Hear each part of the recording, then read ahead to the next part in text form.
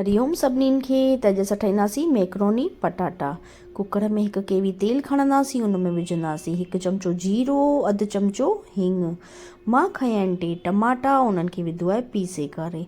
टमाटनि खे तव्हां वढे कुटे पीसे पंहिंजी सहूलियत जे अनुसार खणी था सघो।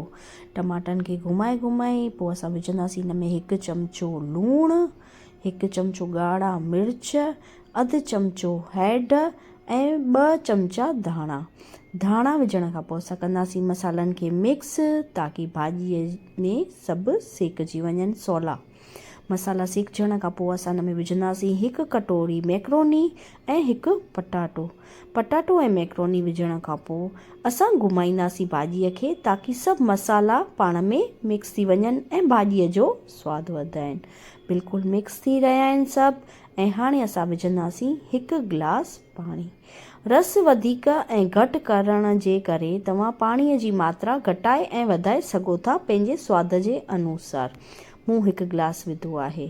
कुकर खे कंदासीं बंदि ऐं लॻभॻि 3 खां 4 सीटियूं लॻाराईंदासीं। सीटी लॻी वई आहे ऐं थोरी देरि खां पोइ कुकर बि थधो थी वियो आहे। कुकर थधो थियण खां पोइ हाणे असां खोले ॾिसूं त भाॼी असांजी किथे पहुती। भाॼी त ॾिसण में ॾाढी सुठी पई लॻे। त तव्हां बि पंहिंजे घर में ठाहियो ऐं पंहिंजे परिवार सां गॾु खाओ ऐं मूंखे ज़रूरु करे ॿुधाइजो कमेंट में त तव्हांखे ये भाॼी कहिड़ी लॻी।